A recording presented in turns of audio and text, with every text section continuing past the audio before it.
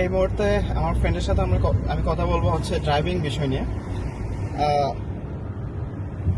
Bro, তুমি কি মনে করো হচ্ছে অস্ট্রেলিয়াতে ড্রাইভ করা খুবই হার্ড, মানে বাংলাদেশ থেকে? না, আমার তো মনে হয় বাংলাদেশের থেকে সহজ।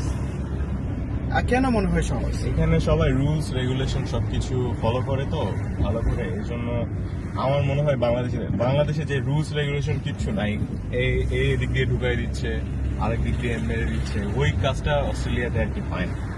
সবাই নিজের মানে রাস্তায় চলে, এইটা হচ্ছে বিষয়। কেউ যদি রুলস ব্রেক করে সে কি অস্ট্রেলিয়াতে থাকতে পারবে কিনা?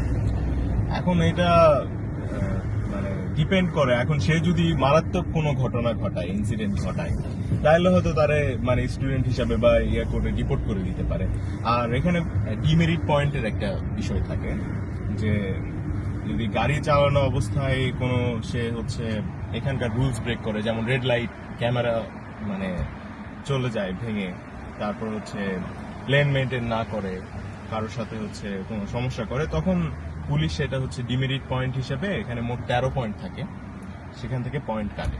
তো 13 পয়েন্টই যদি চলে যায় তখন লাইসেন্স সাসপেন্ড করে আর কি।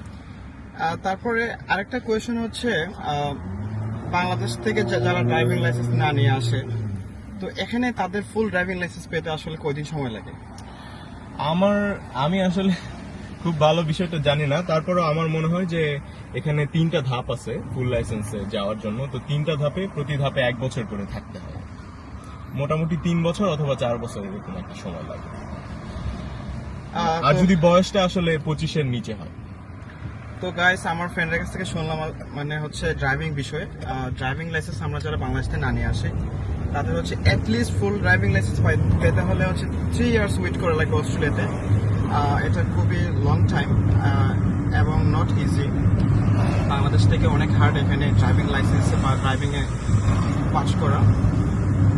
তো আপনারা অবশ্যই যারা নতুন আপকামিং স্টুডেন্ট হচ্ছে অস্ট্রেলিয়াতে আসতে যাচ্ছে, তারা অবশ্যই ড্রাইভিং লাইসেন্স নিয়ে আসবে। এটা হচ্ছে একদম মাস্ট।